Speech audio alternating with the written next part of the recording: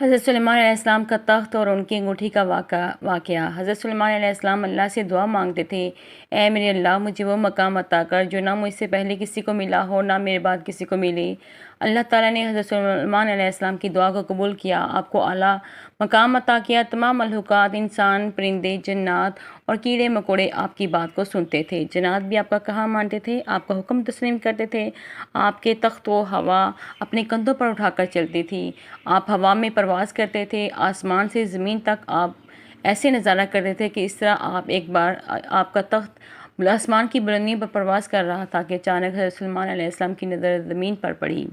وہاں ایک عورت جو بہت برے حال میں تھی، گندا سا لباس، منہ پر مٹی لگی ہوئی تھی، پاگلوں کی طرح چل پھر رہی تھی۔ حضرت سلیمان علیہ السلام کے دل میں غرور آ گیا۔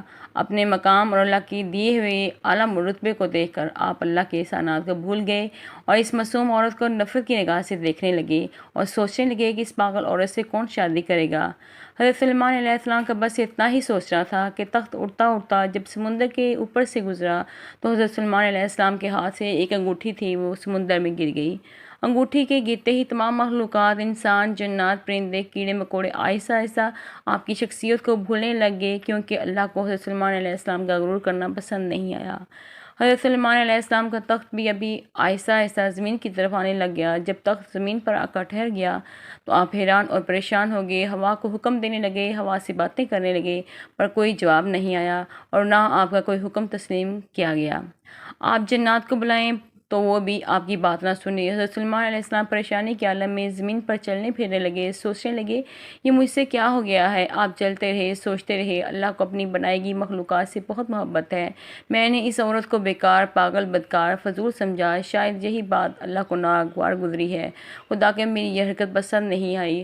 حضرت سلیمان علیہ السلام نے سوچ لیا کہ وہ اللہ سے اپنی غلطی کی معافی ضرور مانگیں گے۔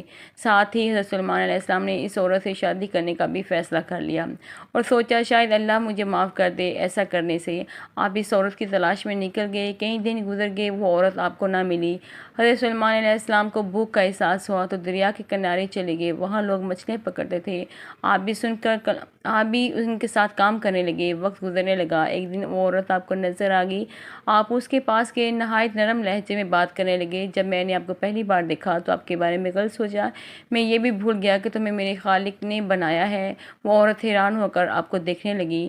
آپ نے فرمایا آپ مجھ سے شادی کریں گی؟ وہ عورت کہنے لگی کہ میرے لیے تو یہ خوش قسمتی کی بات ہے کہ آپ جیسا خوبصورت جوان مجھ سے شادی کرنا چاہتا ہے، نہیں تو مجھے لاچار، بدبخت، بدصورت کو کوئی بھی پسند نہیں کرتا۔ سارا دن مجھے لوگ اس سے تنقید اور طعنوں کا سامنا کرنا پڑتا ہے۔ اللہ کی بندی نے کہا کہ میں آپ سے شادی کروں گی۔ اللہ کے نبی نے کہا کہ میں تم سے شادی کروں گا۔ حضرت سلیمان علیہ السلام نے شادی کر لی، خوش رہنے لگے۔ کچھ وقت گزرنے کے بعد حضرت سلیمان علیہ السلام ایک دن مچھلیاں پکڑ رہے تھے کہ مچھلی پر نظر پڑی، وہ بہت چمک رہی تھی۔ آپ نے اس مچھلی کو پکڑ کر کاٹ لیا تو اس کے اندر سے وہی انگوٹھی نکل آئی جو حضرت سلیمان علیہ السلام کے ہاتھ سے نکل کر گر گئی تھی۔ حضرت سلیمان علیہ السلام نے اس انگوٹھی کو پہن لیا تو سب پہلے جیسا ہو گیا، تمام مخلوقات پھر سے آپ کے حکم کی تعمیل کرنے لگی۔ اللہ نے آپ کو معاف کر دیا، تمام مخلوقات، کیڑے مکوڑے، پرندے، چرند پرند سب آپ کے پاس آ گئے۔ تمام مچھلیاں حیران ہو گئے، معافی مانگنے لگے کہ ہمیں نہیں پتا تھا کہ آپ اللہ کے نبی سلیمان علیہ السلام ہیں۔ تخت توڑنے لگا، آپ کے قدموں میں آ گیا، آپ اس پر سوار ہو گئے، سوچنے لگے کہ اللہ کے نزدیک سب سے بدترین عمل یہ ہے کہ جب کوئی انسان اللہ کے مخلوق میں عیب تلاش کرتا ہے، کسی کا دل توڑتا ہے یا اپنے آپ سے کسی کو کم تر سمجھتا ہے۔